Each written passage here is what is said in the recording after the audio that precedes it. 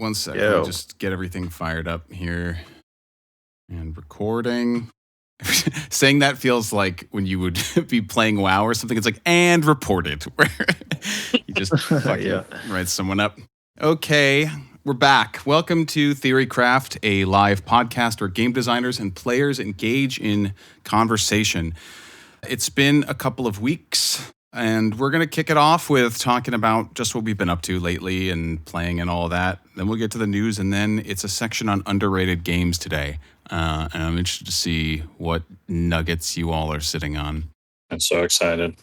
Yes. Kevin, what have you been up to, man? Let's see. Playing. I've been playing. I dove back into Shadowbringers on Final Fantasy 14. I want to say... Yep, I want to say that I have been playing it before it became cool, just to get that out there. You want to say that. I want to say that, but it's been a slow burn for me. I played it for over 2 years, but I still never have been in current content. So, but now I'm in Shadowbringers, and I'm just starting to get a taste of why people have been gushing so madly about it. So that's been pretty fun. And then there's always a little bit of Escape from Tarkov in the background. And I saw you playing today. Yeah, I'm hopefully very soon. I just saw some great samurai flicks on Netflix, and now I have to play Sekiro soon. But hopefully that's pretty soon as well. Damn, have you spent a lot of time with Souls-likes and such in the past? Oh, yeah. I played... Okay. The only one I haven't played is Bloodborne. I played the opening to Bloodborne, but it's not on PC, so... But I streamed my entire Dark Souls 3 playthrough, and then I'm a huge fan of Dark Souls. I'd be gushing about that today, but it's not underrated. Don't you dare claim that game is underrated. Don't you dare. I just can't. But yeah, I would gush endlessly about it if actually, if it qualified. Dark Souls is the Dark Souls of underrated games, actually. Yeah, that's right. That's what they say. That's good. Anyway, yeah. Great. Candace, how are you? Other than interrupting Kevin with commentary, I'm very sorry. I was very excited about Final Fantasy. Yeah, that's awesome. I have also been getting my character ready for the expansion, which meant I hadn't played meaningfully since they put in the or rather, I didn't care when they put it in. They put in the transmog chest, basically, where instead of the armoire where you can put in blue items that were significant to you and take them out of your inventory, there's now a chest of items that lets you add something to permanent transmog. And so I had to go through my extensive inventory, which took me about 3 hours to do. But I'm ready. I have 2 patches worth of content to do in Final Fantasy, but then I got to a point where I had to do a raid, and I was just don't feel like tanking a raid right now. I need to get some more gear. I started playing Titan. The MSQ, right? You talk about patches, it's just raiding and stuff, right? No, I mean that I hit a point. So I hit a point in the MSQ where I had to get more item level so I could do a dungeon. Oh, okay. And then I did. And there's another dungeon coming up that I never mind. I'm just going to craft all the gear that I need. So I've decided to do that. But yeah, so I have 2 patches worth of MSQ to do. Oh, wow. Okay, so you're not up to date on the story. No, I need to finish that. But then I got bored and I decided, I was I have on my backlog, I've had Titanfall to play forever, and I've always heard it was good. Oh shit, yeah. But then I launched it yesterday, and I didn't get up until I beat it. I think I was in my seat for 8 hours. It was just really, really good. The best. I didn't mean for it to happen, but it was just there was never a good time, I haven't played either of those games. Oh man, I would have included it today, but is not by any means or stretch of the imagination an underrated game. It is underrepresented. I think a lot of people don't know about it, but as far as single player narrative pieces go, it rivals The Last of Us. I think that and as far as action single player games go, it rivals God of War. I think it's just on fucking point. Wow, nice. Yeah, I played Titanfall, but I don't think I ever played the single player. I played the multiplayer. I think you could just jump right into the multiplayer. Is that right? You can, but the campaign is just something fucking special. It's really good, huh? Okay, wow. Maybe I should try that then. It's only it's a lot less than 8 hours if you're not me. I just sometimes I fail and stuff and make it easier, and then I'm wait, how was it so hard? And then I make it hard again. Combat design stuff. Did you play 1? Is that relevant? Sure didn't play it. Okay, so you can jump right into 2 and feel amazing. Oh yeah. That's good. Oh, I thought you said you played the original Titanfall, and that's what you're talking. Yeah, I've heard fantastic things about 2. Like, so many people go to bat for the single player campaign on that over the years. Totally worth. I think mean, it's a only lot like of $29. some of the bones of Apex comes from Titanfall. Mhm. Like, really attention to detail and direct control, like the control and character and camera Oh, is so good. There's a Right. nod towards Apex in the story too. No spoilers. Hmm. So, Chris, are you also playing Final Fantasy 14? Should we go for the three-peat here? I haven't yet. I want to for sure. I do want to check it out. Just MMOs are just so. Yeah, you just have to like meditate before you get into them. It's just like it's like a huge undertaking. I feel like, but I haven't. I took a 6 or 8 year break after I left Blizzard. Yeah. So. Oh yeah. Right. Yeah. I understand what you're saying. Yeah, but I did check out a bit of New World, and we were talking about that like 2 weeks ago, and so I played a bit of that, and there's some good stuff in that game. The combat system is solid. The bones of it are pretty good. There's some stuff I want to do, but generally I think some of the stuff is good, and the crafting system is interesting and has depth to it. I mean, nothing groundbreaking, but the execution of it is pretty decent. I think kind of the end game of the guild versus guild, or the whole kind of mass group PvP, I think is probably the least appealing part to me. But I haven't like, had a chance to really kind of play a lot of it, so I don't know. But a bunch of my friends really enjoy it also, and one of the things I was debating with some friends is like, I guess in the crafting system you have to like eat food to make the best item. Like there's blacksmithing food you eat, and then you craft blacksmithing items, and that increases the kind of stats or whatever on the item, right? And they were just, half of them liked it and half of them thought it was just like fantasy, didn't make any sense. So I thought that was interesting. But I think it makes a lot of sense thematically. Like, it's sweaty work. You got to get those calories in you. Yeah.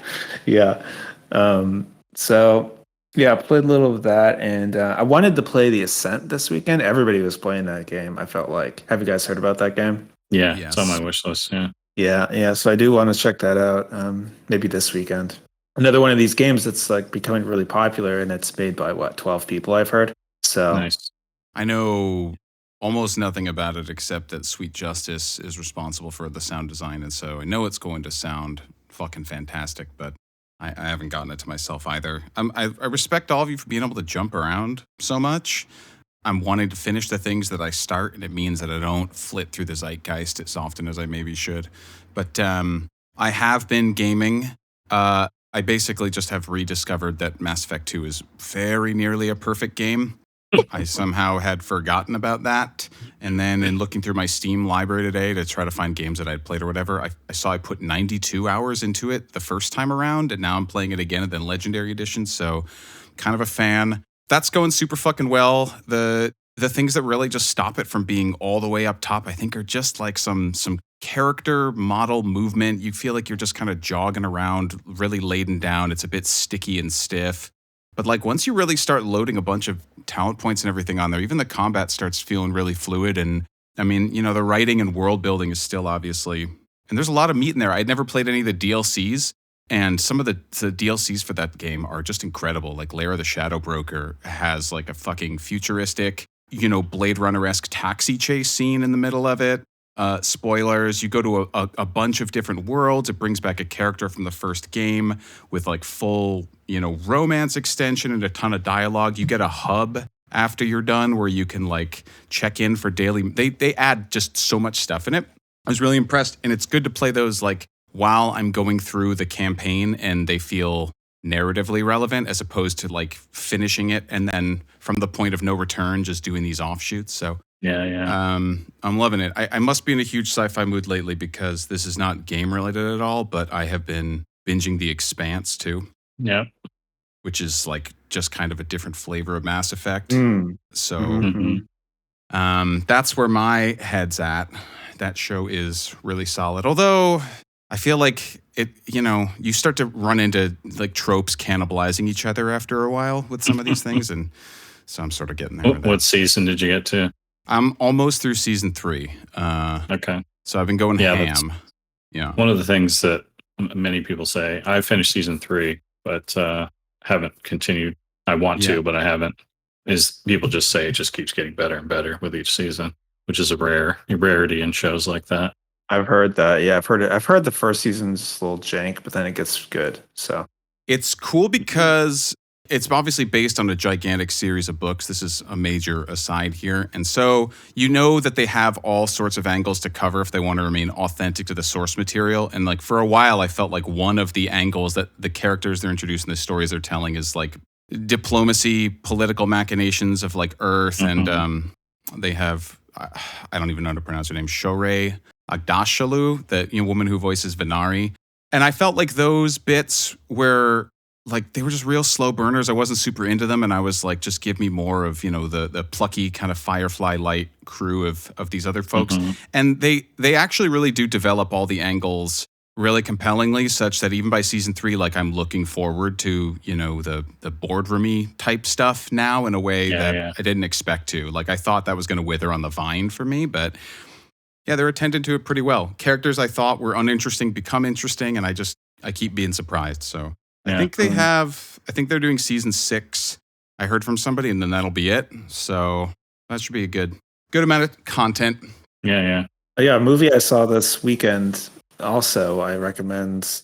I mean, with reservations, because it's kind of an edgy, artsy sort of movie. It's an A24 movie. I don't know if you guys know A24 movies like The Witch or Hereditary or Midsummer was one that was popular. But it's The Green Knight, and so you can look up the trailer. It just came out last I've heard a lot Friday. Of good things about that one.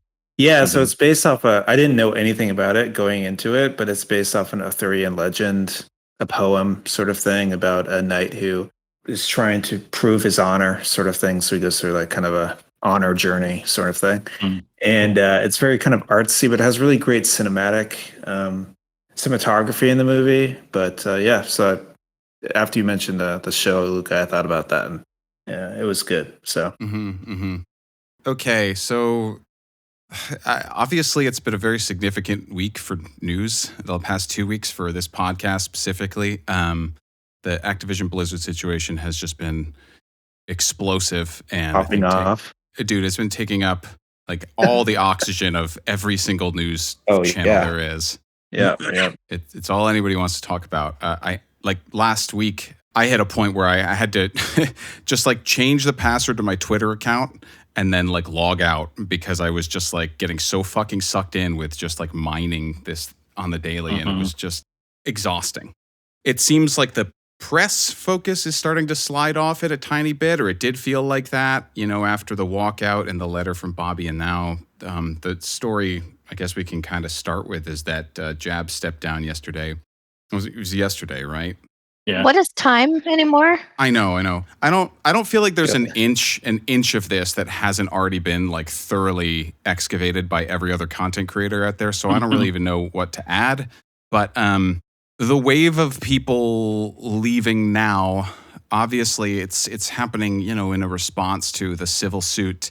But I'm interested to see what it will mean for the way Blizzard continues to grow, not just culturally, which it needs to clearly, all the reform that needs to happen there, but just, as a developer, like it's going to be, as, some have noted, a very different place after this. And I wonder what kind of products we'll continue to get from them, or where things will go. Do you all get the sense that there's going to be like a period of kind of identity finding for the studio again for a while after this? Because I think that's kind of how I feel. Like it's been absolutely. Like I've talked with some people from Riot, who went through this whole kind of situation, and they're still going through it. And everything grinds to a halt when big things like this happen at the studio, because it's basically the focus turns into culture building or rebuilding, and everything else gets sort of sidelined as that takes the focus. I will think it's been going to be a distraction, but a good distraction, because improving the culture and counteracting all these kind of bad processes and systemic things that create abuse is really important for an organization of that size. Yeah, the thing I picked out of your intro to it, Luca, was what effect will it have on the products? And that's a tough one. That's why it intrigued me, because like I just remember a time where the upper level stuff just did not impact the day-to-day development of WoW, particularly for me. Like there was a disconnect there. Like there was just a level of trust, and so a lot of the stuff, it seems to be kind of like sprinkled throughout the company, but you hear a lot of how some teams just never saw it, never felt it, and other teams it was really bad. But also a lot of the stuff happening sort of at the seniority level, like the higher up level. And so what impact a change from that group would have on the products, I'm still trying to wrestle with, if any at all, like if there's going to be any change at all. Will it just be like, okay, everyone just kind of goes back to work, and the teams where this wasn't happening, there's no difference, and the people responsible for some of the shenanigans, let's call it, were they having that much of an influence on the products themselves, or were they just fucking around and not doing anything that they were supposed to be doing because they were too busy with this other garbage? That's interesting to me. Like, I don't expect the products to change very much, is I think how I'm coming down on answering that question. But it might, certainly changes in culture can have a pretty big impact on products, but in this particular case, I wonder how much it will actually have.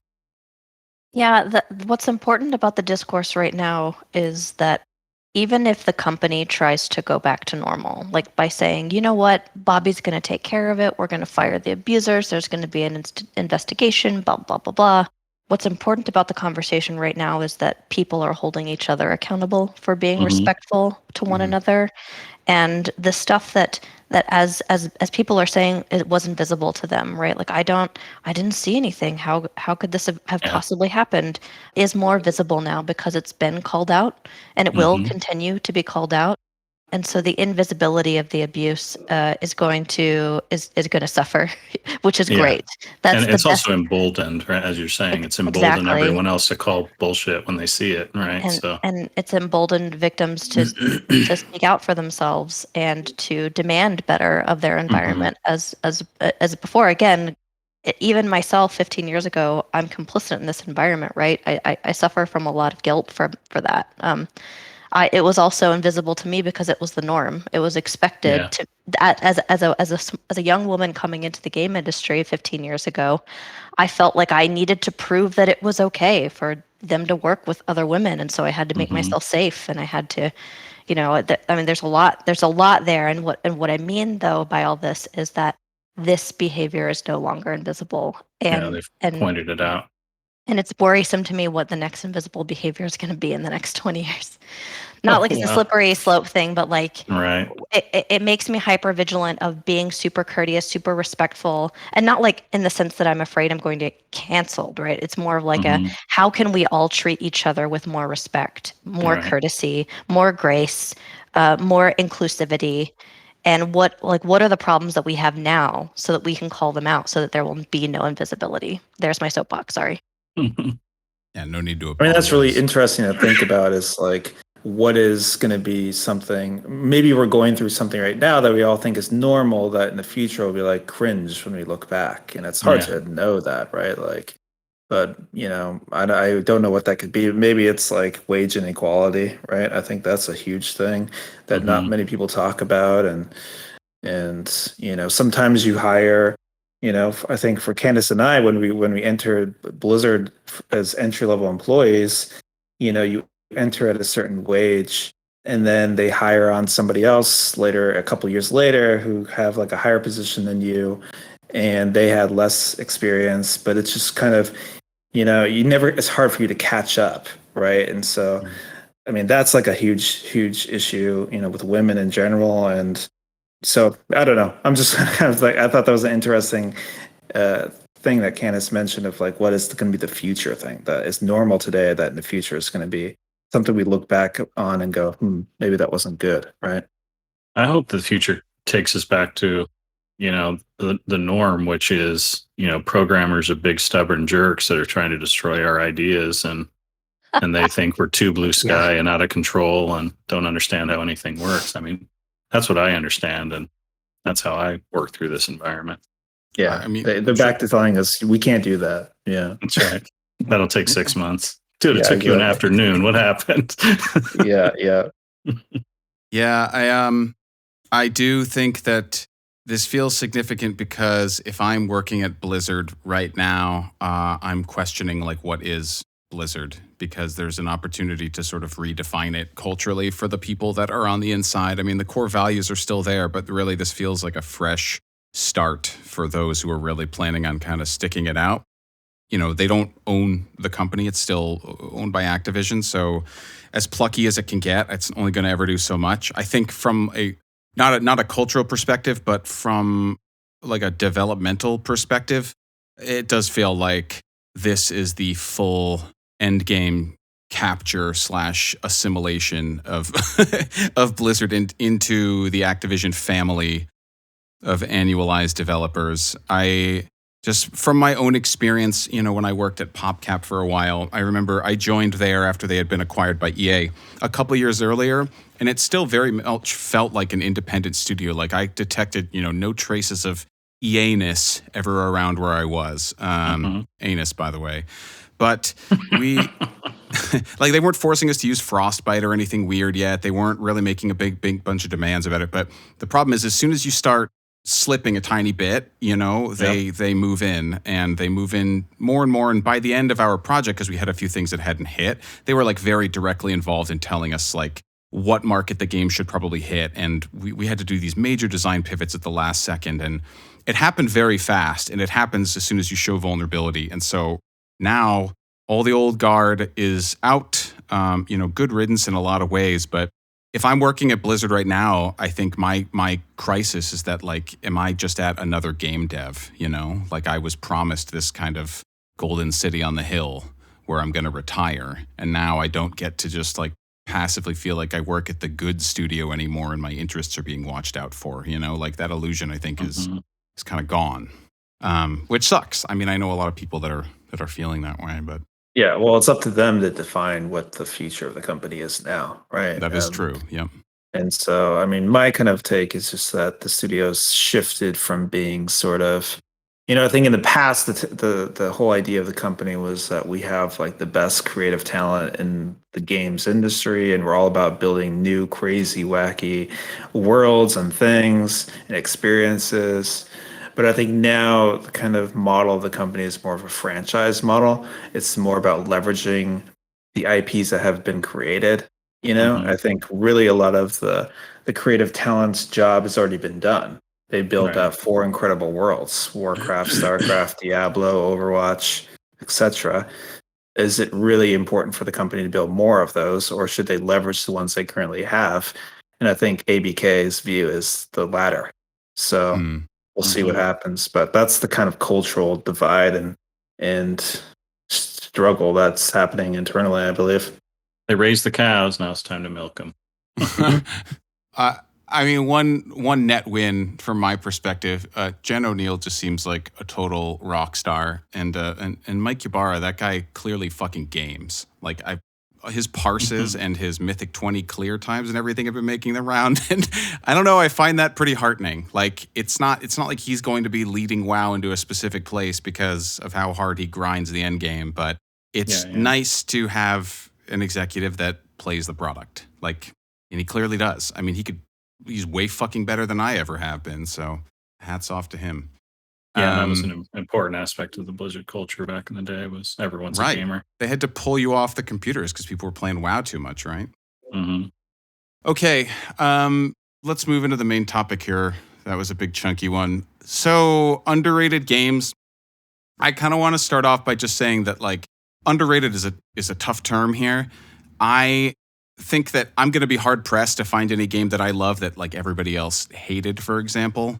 If you have a controversial take, like that's cool, but I may end up just picking something that's like kind of special to me and maybe didn't make a ton of news, or I feel like isn't discussed as much. Like I'm kind of basic, right? I don't have some incredible hipster pull of the greatest game you've never heard of. I wish I did. Maybe you all do, but Candace, I feel like you kind of floated this topic idea, and you've gone to bat for some interesting titles in the past. Is this the DOA episode, or No, this isn't the DOA episode. I wish. Yeah. Okay. I didn't prepare for that, though I could. I could talk about, the dynamism between your teammates and, trying to make friends, but also not make too many enemies, DOA is perfectly rated. MA. Perfect. No, I guess I'm responsible for this topic. So I'll kick off, and it's a spicy one. Maybe it's not a spicy one, but I say it's spicy because it has literally been removed from the stores. You can no longer buy this title. It's The Legend of Korra by Platinum Games. Oh, interesting. Published, however, by Activision. I learned just today. I did not know that. But I thought that it was a fucking excellent game. But before I talk about why it was a fucking excellent game, I'll acknowledge the woes that the community has. Like, first and foremost, it is a game in a beloved universe, the Avatar universe, right? And the story did not even begin to scratch the surface or even explore the world of, like, the lore of it, right? So what hardcore fans of Avatar and Korra wanted was to feel immersed in a world that feels like the world that they love on the TV show. And it just didn't do that. And I have some speculation there. Like, one of the main criticisms is that, like, main characters don't show up. And having worked on titled licensed games, I there is some stuff about, like, well, if it was an Avatar and it wasn't just in Korra, then probably they didn't have the rights to it. But I'm not going to defend it. But there's some complexities there. Even if they wanted to have made it an immersive world, one, the license probably wasn't on their side because it was specific to Korra, and two, it wasn't supposed to be a very big game, and I'll get into that later. Okay. But yeah, it didn't have the fan service, it didn't have the major characters. The environments were that people complain they're dull and lackluster because, of course, you didn't get to go to all the places you wanted to go. You didn't see all the characters you wanted to see. There's not a lot of monsters, and again, this wasn't supposed to be a big video game. There are not many enemy types. There are not many boss fights, and so you had to fight the same bosses over and over again, which feels really, really bad because also the bosses were kind of bags of hit points. The purpose of the boss was to let you feel like you have itemized properly or made decisions there, but they weren't like 5-phase 6-minute long encounters. They were more like 6-minute long stacks of hit points that lets you perform all of your dodge rolls and your combos and stuff like that. And then naturally, if you played the game, then probably you didn't like the Endless Runner, which it feels like they just wanted to put Naga, the wolf, into the game. And they're like, how can we do this? And how can we add some diversity to your gameplay? So they're basically like Temple Runner levels where you're automatically running on a dog and you're collecting coins, almost like a Sonic level. Yeah. It's a Temple Runner. So I acknowledge these problems with the game, but then I would like to I keep saying it's not supposed to be a big game. Guys, this game was $14.99. This is one of those problems. Correct. It's one of those things where, I don't know, I love that the indie scene is getting so much love and so much credit, and that a game like Valheim can do really well, even though it doesn't have stunning graphics and stuff like that. But it's really important to acknowledge the kind of development that can even go into a game that's $14.99. And I think that handing it over to Platinum Games was the best fucking call because they're already gods of combat, I would say, to me at least. But again, I'm a huge Bayonetta fan, so of course I'm going to say that. But for all of its faults. Let me talk about why I love the game. One, bending in this game, the feeling like you are an airbender or an earthbender or a waterbender or firebender, they're very distinct from one another. What I mean by that is waterbending, for example. In the series, waterbending is healing and there's this weird blood bending or whatever. But in the game, they couldn't really do healing because that would break the combat of the game.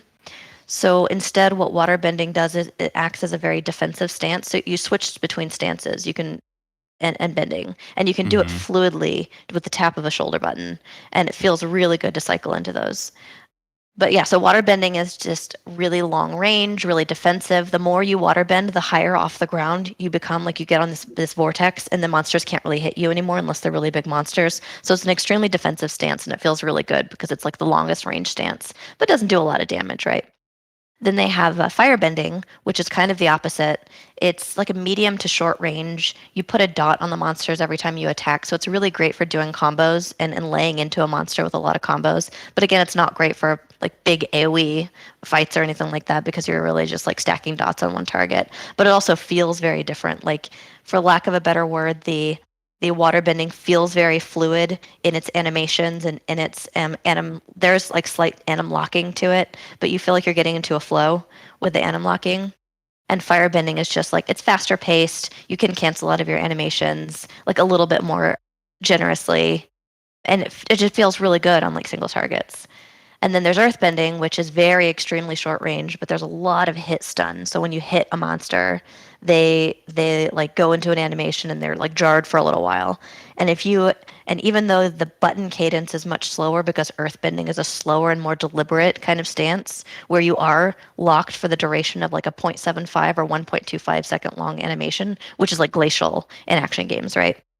But if you can hit those button combos in just the right cadence, you'll keep monsters stun locked. And so it doesn't matter that's a short range because monsters aren't going to be hitting you. And that feels amazing, but it feels like if you slip up even for 1 second, then you're gonna break your stun lock and they're gonna come at you. Then you're gonna have to switch stances, right? You're gonna have to either go defensive or offensive. And then of course there's airbending, which is as you would expect. It's frantic, it's button mashy, it's AoE. You can cancel out of any animation fluidly, easily. You're just darting around the map and it feels amazing. Specifically, it feels amazing because they combine the mobility that you get with like large AoEs. So you feel like you're corralling the monsters with your huge waves of air and disabling them at the same time. So the 4 different stances feel viscerally different on the controller. The cadence with which you're mashing buttons and you're very deliberately using that stance for whatever reason. So I thought that was like that's exactly where the Platinum Games is going to shine, right? And the other place it's going to shine is interesting itemization, which Bayonetta also does. It does a thing where like you can go to a shop and you can decrease your attack power, like the number that you hit monsters for, but you'll increase the rate at which you gain mana. So you can do your bigger attacks more, but your smaller attacks mean less. And like those kind of interesting decisions are made. And like another one of the criticisms of the game is actually that when you die, you have to repurchase those items. They're like fairly cheap, but it adds a pretty steep penalty. So like I get the criticism to the game that says, who is this game for, right? It's not for the fans of the game because it's not going to deliver on the story. It's not for kids because the death penalty is pretty steep and it's a pretty hard game. Like pretty not, even the normal difficulty is pretty difficult. It's not for Dark Souls people because it's too easy, right? It's not like for the adults crowd game because maybe they're not even into the fantasy of this universe. So there's a lot of like conflicting, I guess, directions for this game, but I thought it was a very solid game. I thought it was very well balanced. The monster fights were like true martial arts style. They do a pretty good job of surrounding you, but only attacking you one at a time. It's not quite as choreographed as something like, the Batman games or something, or things that are more deliberate in that way. But the other thing I wanted to commend the game for was its excellent fucking camera work. And that is really hard to do. It's a third-person over-the-shoulder game, but sometimes when you're fighting a bigger monster, it knows to like offset you a little bit, and it does it really fluidly. The only time that it really fails, and another criticism of the game, is when you're either fighting too big of a monster and you want to get melee range, or you're fighting many large monsters and trying to corral them with your airbending, or if there's just too many monsters on the screen entirely. And I think that's actually just sort of like a content design failure. They should have understood the limitation of their camera and what their camera is really good at, like framing a single good monster, and really double down on that. But for a game that you don't really control your camera, it does a very good job. Sorry, not that you don't really control. You do not control the camera. It does an excellent job of being a camera, if I do say so myself. That's really hard to do. Yeah. And lastly, I just like has very satisfying beat 'em up moments, like the God of War series where they'll do like the quick time button mashing, or like Bayonetta where you jam the button more and you'll hit every time you jam the button. In the Avatar series or the Korra series, I shouldn't say series, in the Korra game, if you go into one of those scenes where like you got a really big combo and now you're going to like zoom in on this one monster and do a finish him technique, right? It's also going to give you a really satisfying little like button mashy game where it's like, all right, push in both left sticks or both sticks, and when you do that, she punches with both of her fists, and then it's like, now push those sticks up, and whenever you do that, she uppercuts with both of her fists and it throws them in the air. And so the parity between what you're doing in these quick time actions is is there with the actions of Korra. So it really is really immersive. And I just thought it was an excellent game. And so whenever I talk to junior designers about the feel of combat and like the fluidness of combat, and I tried to recommend that game because those 4 stances are so distinct. They're almost like a color palette of painting, of paint for a junior designer. And then I found out that they pulled it off the market, and it was very sad. So no. Why did they pull it off the market? It just didn't sell Why do you well? think they did that? I It's don't not on know. Steam? That's It's weird. not. I have it on Steam still because I purchased it way back in the day. I'm not sure if you can still Might buy be it. an IP trademark battle or something. That's what I feel I'm like. thinking. I feel like it's one of those things where like maybe the publisher only had a certain window of time to do sales, and then eventually they lost their IP or something, and now they can no longer sell it. But if you can get your hands on it, I think for $14, I'm watching the video of it. Seems pretty good, pretty fun. Yeah, the art style too is pretty nice. Yeah, and there's even like a mini game, kind of like Blitzball, but it's not Blitzball at all. But you know how like in Final Fantasy 11 or not 11, 10, there was like Blitzball. And this I know. they do pro bending, which is from the series, and it's actually pretty fun. It's pretty challenging. For $14.99, I think it was a really well-rounded game.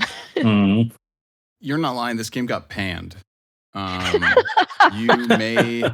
You may be the person with the deepest, most underrated pull here. I mean, this is like 54 on Metacritic. Yeah. I'm realizing all the games I like are not poorly rated. So like so far, that was a really convincing defense. I want to check this out. Kevin, I'd be really interested to hear what some of your favorite deep pulls are. Okay, so this game, interestingly enough, and I just remembered this fact right before the podcast started, is one of the reasons I started streaming. I fell in love with this game, and no one had been talking about it. And I literally wanted to find the nearest mountain to shout, as loud as I could, "Hey, everybody, play this game!" And Twitch was that mountain, in some ways. So it was kind of the reason I started streaming. But the game's called Battle Brothers. It's a indie game made by like 3 people, and it's a turn-based tactical game where you control a squad of mercenaries and you wander this simulated world because they generate the world randomly each time you play, and then just go around trying to make money. You go around trying to make money to keep your mercenary group afloat. You try to keep them alive. You're trying to progress them individually. So it has kind of all the meat and potatoes you'd expect from a turn-based tactical game.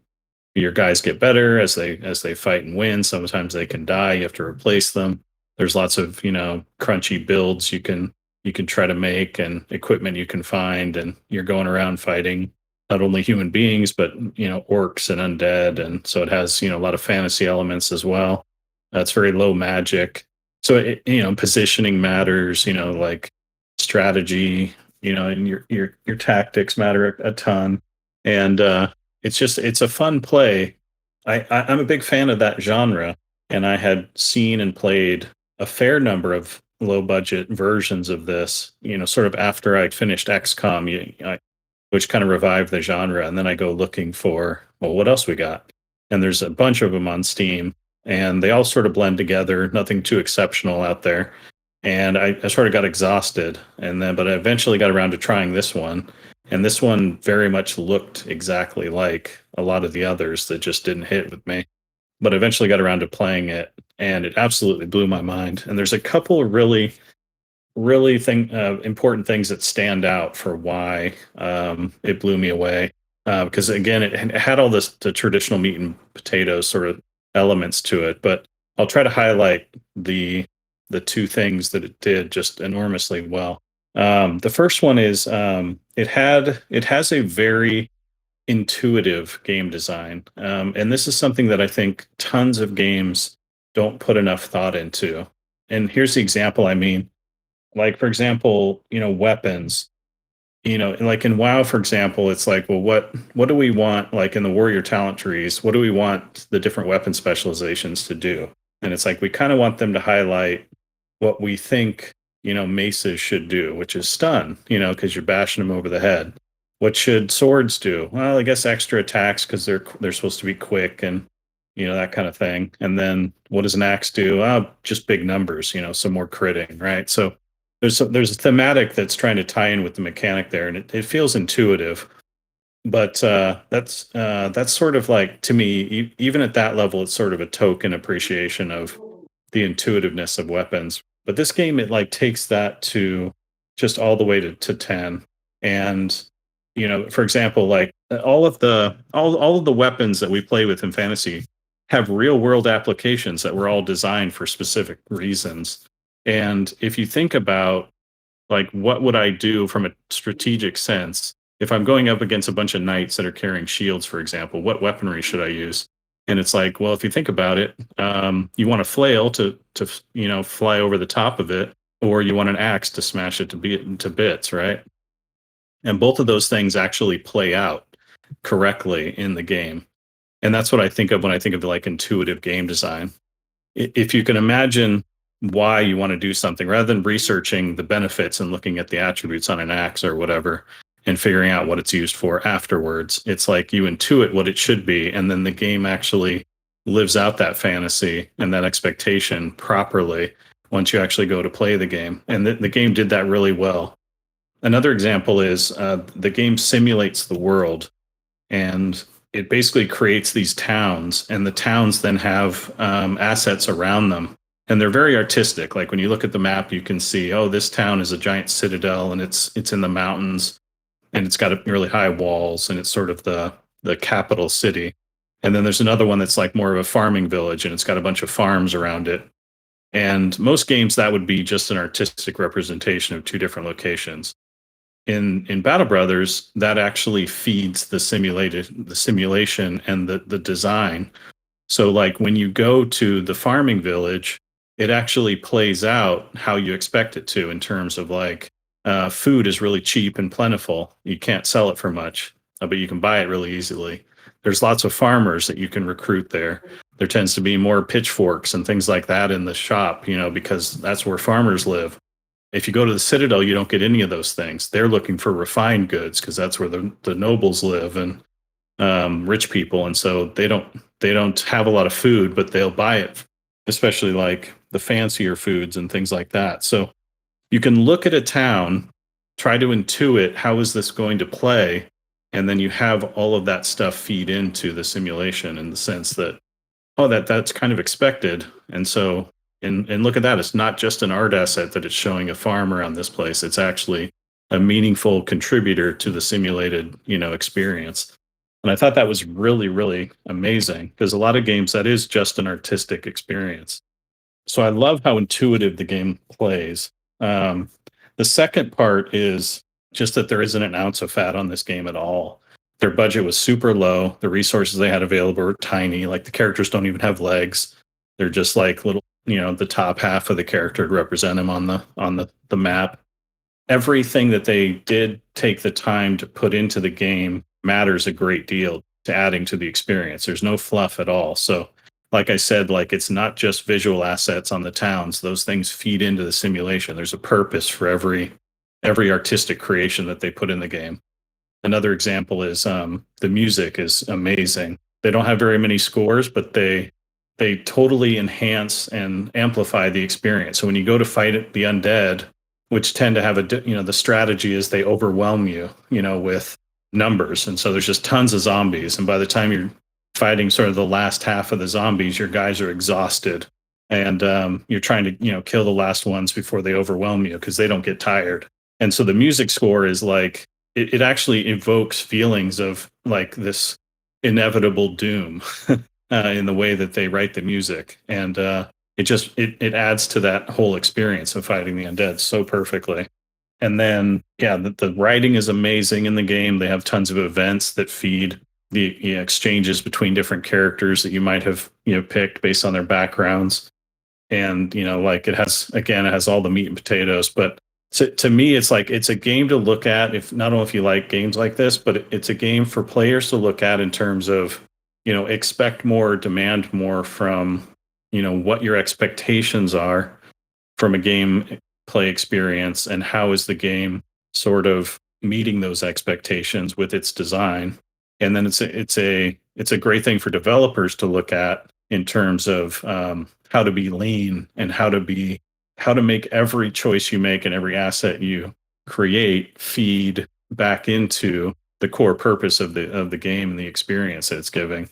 And obviously I was raised, and a lot of you guys are too, on the game design first or gameplay first. And that's what I love about it, is because it seems like they took that approach. It was like, even though there's a lot of art and music and everything else, they were like, okay, well, we need to make sure that it feeds, the game design. We're not going to do anything that doesn't feed the gameplay experience. So it really impressed me on in some pretty major ways, both as a player and a designer. But it was also just a ton of fun. So that's my take on Battle Brothers. Frantically Googling this game. Yeah, I feel like just bottle this up for tweet this out. This is why you started streaming. Yeah. I had been through many screenshots of this game before you told me that they had no legs, and now all I can see is that they're just like the bust of somebody, basically. But the art grows on you, because there's tons of character. Like when you play RimWorld or Prison Architect, it doesn't matter that the art isn't blowing you away in terms of quality. There's so much character in the little tiny dudes, so it really grows on you in that way too, because they do things like, oh, my guy lost his eye in one of his fights. Well, now they put art in so it looks like my guy has a bandage over his eye. That's a permanent modifier to him. So they spent their art assets and everything about it in just great places that add a ton of character. And they were willing to sacrifice legs to make it happen, right? Which I love, because it's like, you don't really need legs to bring a lot of character to the dudes. Man, yeah, this sounds like a game developer's game for sure. I'm surprised. It's like Among Us that doesn't have arms. So right. Battle Brothers Shaving Company is also one of the results that came up when I started looking for it. So if you really want to take your stand-em all the way through, if you ever get rid of the beard, you could hit them up. If I miss with the shave, does it take my legs off? How does that work? I hope not. Yeah, Kevin is now just a bust. Sorry, everyone.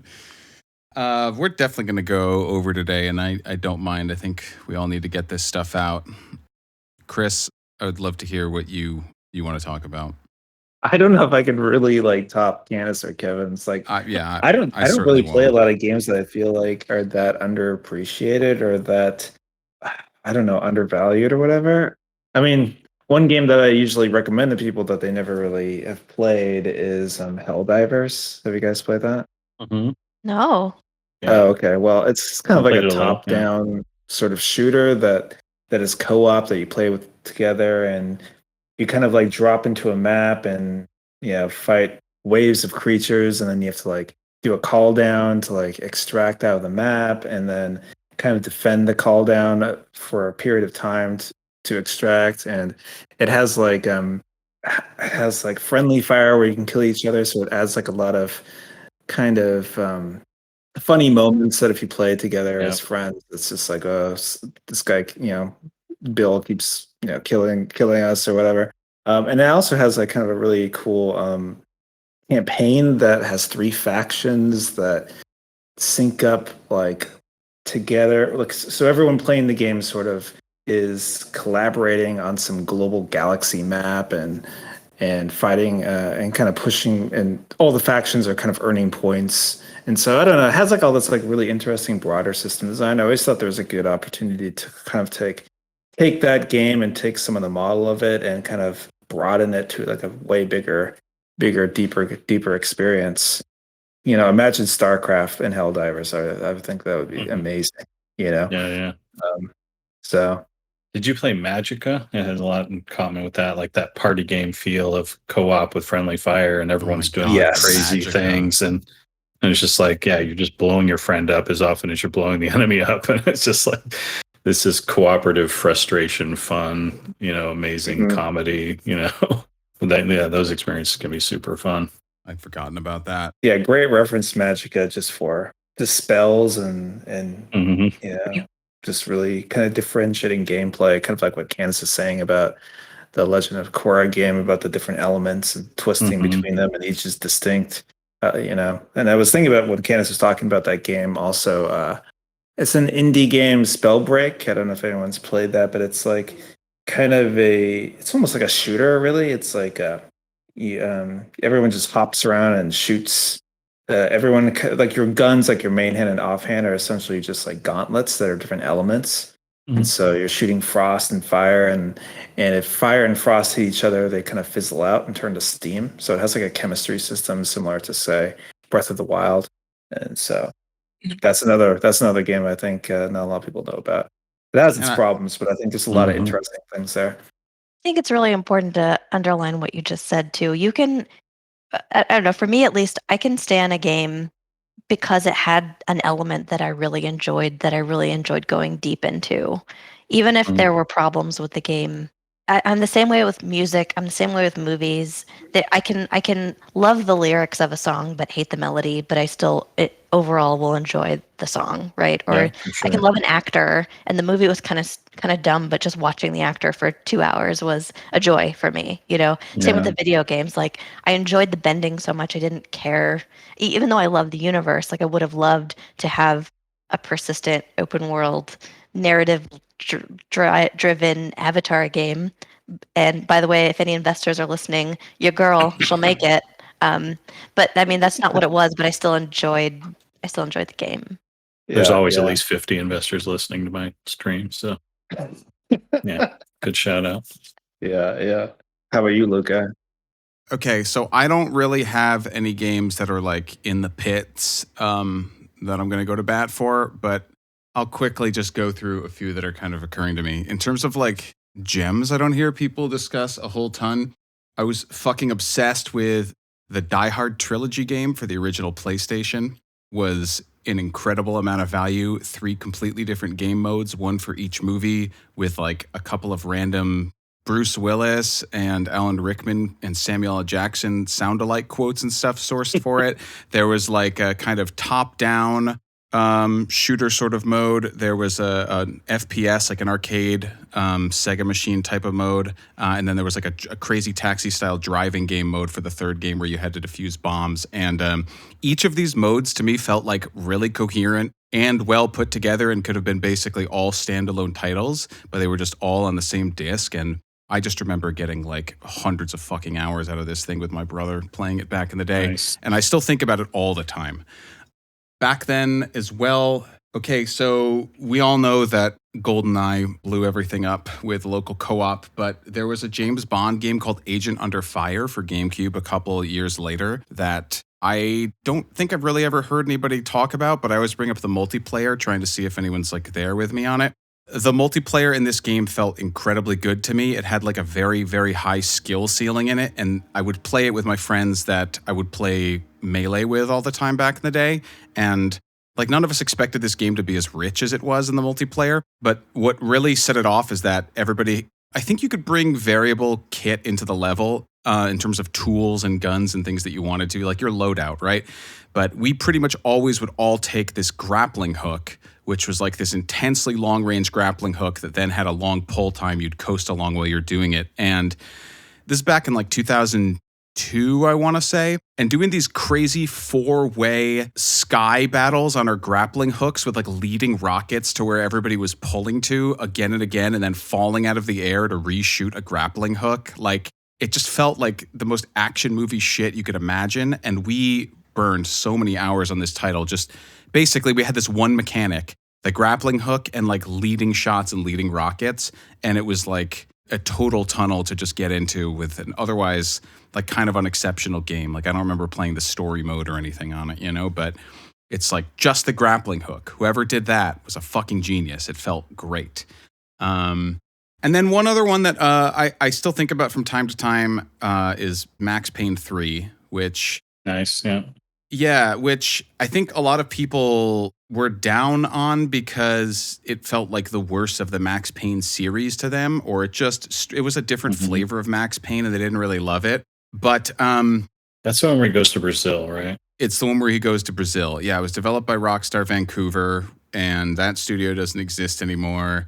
And it advanced a lot of stuff just tech-wise that I still don't really feel like I've seen replicated in some ways.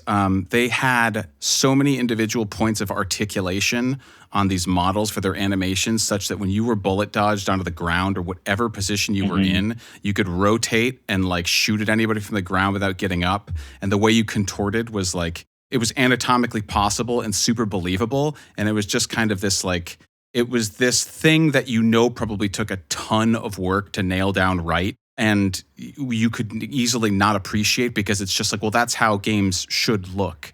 But all the time when you're in first person, you don't imagine what your model is probably having to do to like flip around. And it's cool because it's an piece of animation tech that needed to be built to make bullet dodging feel as good as possible. And it was also just super fucking funny to be, this beer-bellied old Max Payne, like this old man on the floor twisting around, shooting everybody. I think that the reason that people dogpiled this game so much is that it didn't have the same noir feel of the first two games. It feels kind of like a game out of time. It's this character Max Payne, who's this drunken noir detective from the first two. He's always been doing stuff in New York. It's like the first game's in a snowstorm. The second game, they're basically at night all the time. They're incredibly moody. And in the third one, he's old and he's washed up. He's got like this insane drinking problem, which is like almost embarrassing to watch even as the player. Like it gets annoying to you. And he is just like a private merc for some family of folks in Brazil that, you don't give a shit about because they're not written well. You can tell he doesn't really give a shit about them.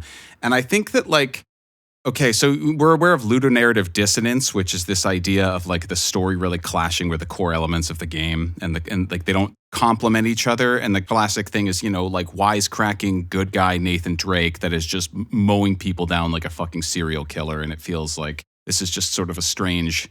It's a dissonance, right? I think that the way I felt this game and I experienced this game was like what I guess I'll call ludonarrative harmony, which is the ways that I hated this family and the ways that I felt going to Brazil was stupid and Max Payne would never be there. I felt like Max Payne also felt those things.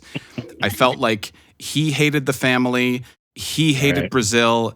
He shaves his head. He's got this stupid fucking Hawaiian shirt on. Like he's beat up. He's just mad the entire time. And like you're mad too. And towards the end, it just starts getting so kind of nihilistic in a way that like you're maybe feeling about the series itself. Like after 14 hours of that same bullet dodge gameplay, which admittedly was like very, very well executed, but it just kind of ran too long for me. Like there's not enough variety in it for me to have a game that long. And I feel like that drag somehow really played into like the crescendo that is the last hour or two of that game. And it really does feel like just this perfect, I don't know, just cinematic ending for this character to like finally stop doing this shit once and for all, like it really is his last hurrah. And you're like, yes, I'm ready for you to stop. Like we can't drag this on anymore, That's right. You're too fucking old, dude. I have a funny anecdote about that game. I played it all the way through, which is testament to how much I enjoyed it. But at the end, they give you those stats, if you remember. I think and so. One of the stats is how many people you've killed. And mine was 1,500. After I saw that, I was just like, okay, this whole thing is so absurd. Because I'm imagining like the newspaper, local area man goes to Brazil, kills 1,500 people in his private quest for justice, or whatever. Yeah. And it's just, the whole concept is just so absolutely insane. Yeah. It's like, holy shit, what just happened in Brazil? I know. That's and Max yet, Payne things. This is just Max Payne things. That's being a military contractor. But I don't know, like it's one of the only times I've played a game where it's like the unlikability of the main character and so much of what's going on like matches how I'm feeling, but somehow reinforce it. Like it feels like that was intentional in a way, like they didn't want to give you the easy game. They stuck you in some humiliating spot in a fucking like drunken favela that your character would never be. And like, I don't know, it all just kind of like gelled to me. I've not really gone back to revisit it because like I said, it is a bit of a slog, but I've softened on the game a lot over time as I've continued to think about it. And it was like, maybe we were all just really too harsh on it the first time around because it wasn't more New York, Yeah, it is interesting that the comments you made about how they made that work of the character feeling like he doesn't want to be there. Because I've heard that commentary on games. What was it? I think it was Mankind Divided, the Deus Ex one, where it's like Jensen doesn't feel like he wants to be there. He doesn't care about the story, so why should I? Kind of thing in one of the reviews. But it's funny that like they took that problem, but they made it work, and that's probably pretty hard to pull off, right? I know. Like early on in the game, you're just standing in some really loud club, has like a private security guard for just some drunken rich family of like Brazilian royalty. And like the music is pumping and you can just tell your character is so pissed off for like having to be in this place. And I don't know, it's glorious. You're like, it's like, this Please is let what the shooting start. Yeah. This is the actual old age that Max Payne has fucking earned with how he's lived his life. Like just being this miserable. Anywho, I don't know. I can flip over to Discord. Let's get some people up on stage. Night Stalker's I brought up here. Night Stalker. Yeah, perfect. Night Stalker, do you have a game? Can you? Okay, I'm left. Yep, we got you. Outcast from 1999. Does anyone remember it? I mean, it's pretty popular in Germany and in Europe because it's made in Belgium, I guess. It was like a weird mix of a action-adventure shooter with RPG elements. Would you miss the title? Outcast. Oh, Outcast. Okay. Like the band, but from 1999. With a K, yeah. The weird thing about it, I mean, nowadays it would be completely irrelevant. It ran on a voxel engine, and it would eat up any modern CPU at the time. So basically nobody played it when it was brand new. And as I said, it was like this weird mix of action RPG, shooter, and also some. The story was also quite advanced for the time, and I guess it's was riding on the coattails of Stargate being quite popular, and the series might have started at the time. So it was about traveling to a foreign planet, completely different culture, and basically aliens with their own language. Where at the end you still have to save the world, which is pretty basic for the time. And the really outstanding things, at least for a title from that age, were you had to craft your weapons, your ammunition. You can build up reputation, not in terms of a bar or some kind of number with the local populace that would then weaken the hostile forces in the area. You could acquire a mount for riding. You had to solve physical puzzles and jump and run sections. And at least for the time, I mean, looking back at the competition back in the days, maybe Half-Life or so, I guess nothing had this kind of weird mix and this kind of quality. Yeah, looking at it up, it seems like they have a remake, huh? Yeah, it's kind of necessary because the animation is basically what has aged the worst. They had an upscaled original version where the graphics look okay, but if you play it in the OG version, prepare for really bad animations. But also a great orchestral score where they basically hired the Moscow Symphonic Orchestra, and the entire project was done with less than $5 million or so.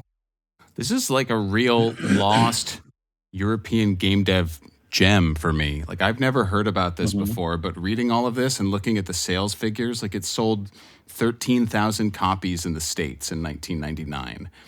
Not very many, but eventually went on to sell like 400,000 a few years later. And it looks like it had a really, really long, storied history. They had to abandon the second one because of bankruptcy.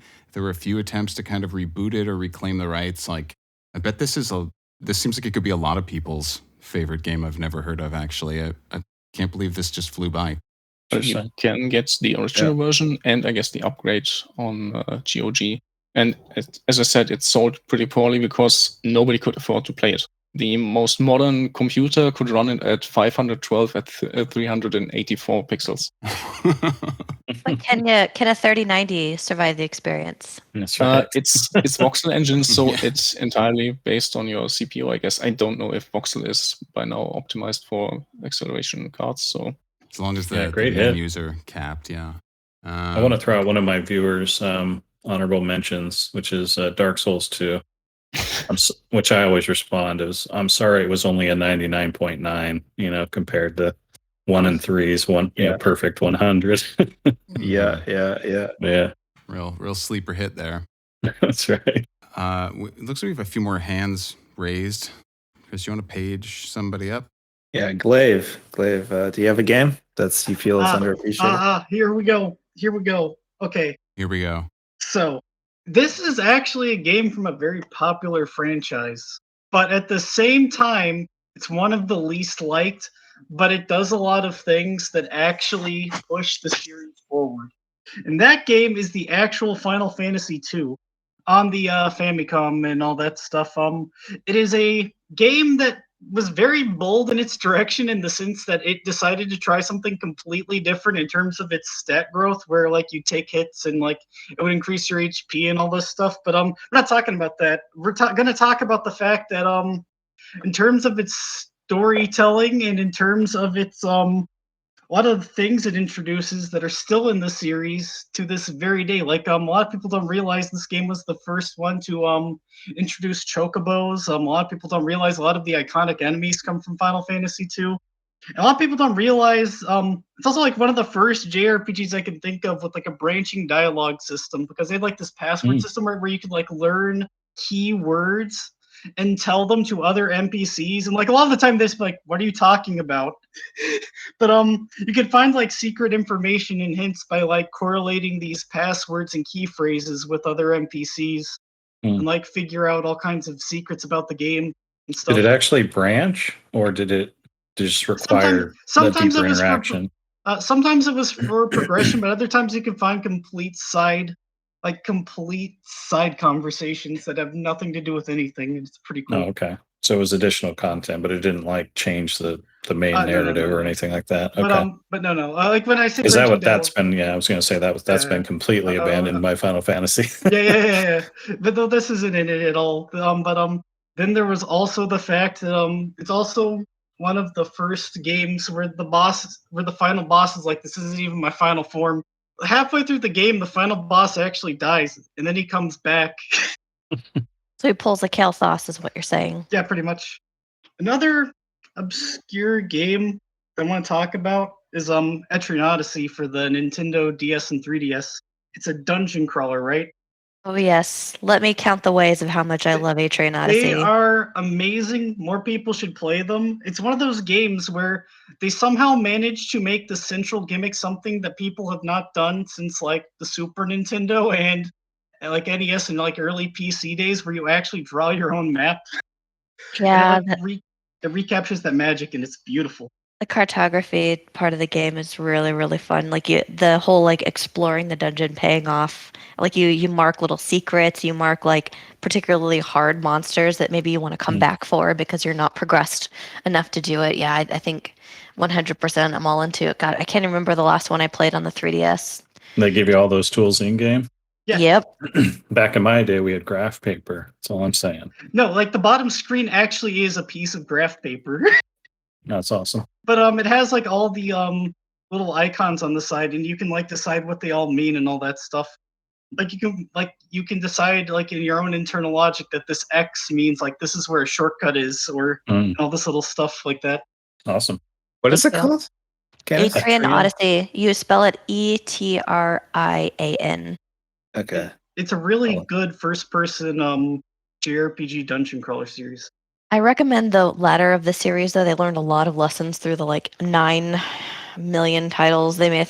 I think there's like 7. The last one I played was like, I don't remember. There's 7 of them. There's a shit ton of them. It's not they did learn a lot, because like if you play the ones on the DS, it's really rough. Where with like the 3DS, like all the enemies have like proper 3D models and all this stuff, and you can actually see the FOE enemies on the map and all this stuff in front of you. FOEs are like these big monsters that show up that you can't kill, and they're trying to chase you down in the dungeon. They all have different logic and things you have to work around, so that's why the map is really useful, because you can use shortcuts to bypass them and stuff. Yeah, and the 3DS makes it special too, because when you're not drawing on it to mark your map, but you are like using the stylus to the maps are kind of like Zelda, the old school Zelda games where they're just like a series of chunks and blocks, and so you select those and it feels really nice. It's really good. And like you fill in all the hazards and stuff, and like, oh, I can go through here and skip right to the second floor of this dungeon, all this stuff.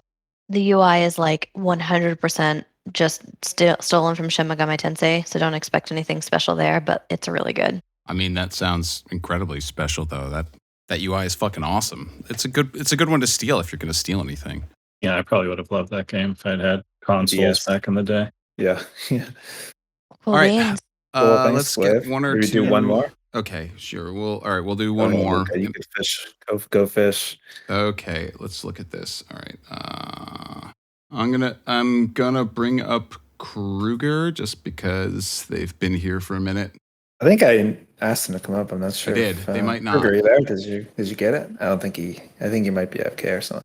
Oh, nice. Well, we've got I'm single as fuck in here too. Oh, they just left. What a bummer. We can get Phoenix up here. We all know Leisure Suit Larry was amazing, so we can skip that last guy.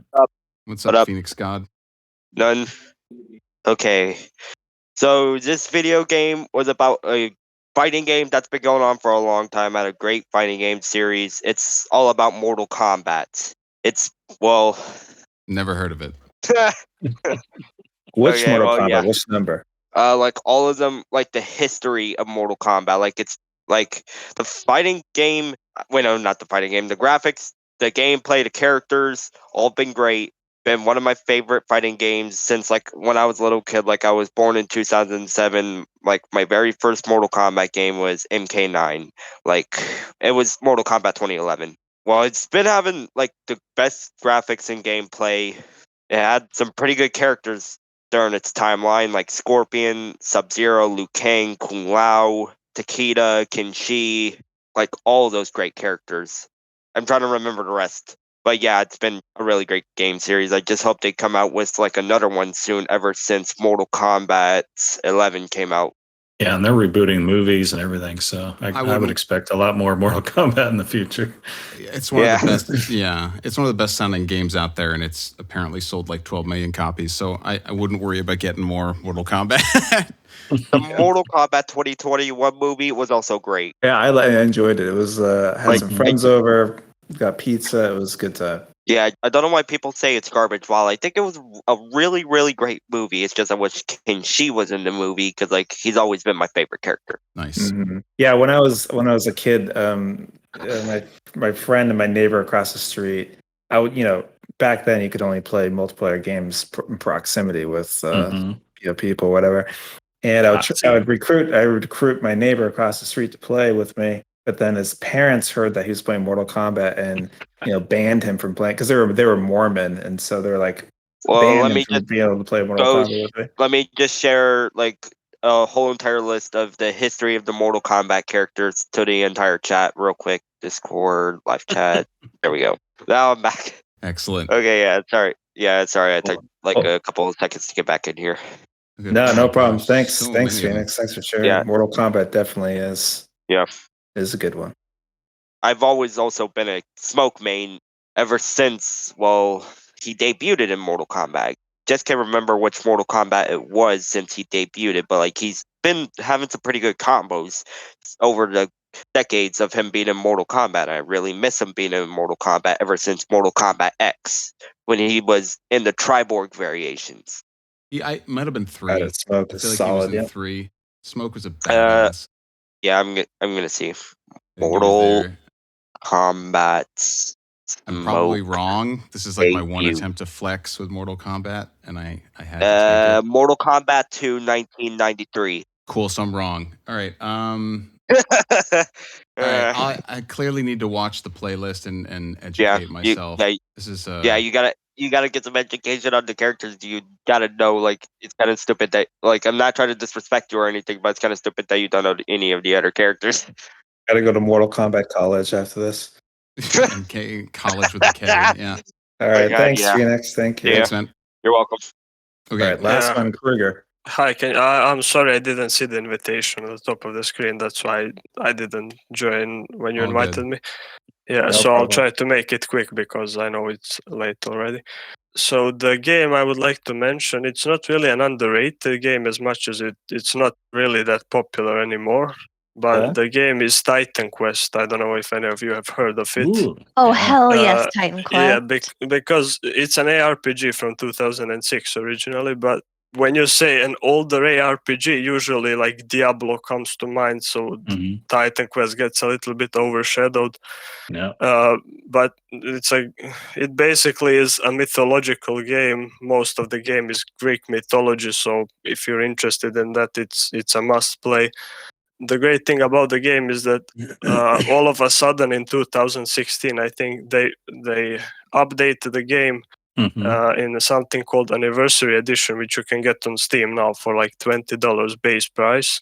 And out of the blue, they developed 2 expansions for the game in 2017 and 2019. So there's a lot of new content for even people who have played it back in the day.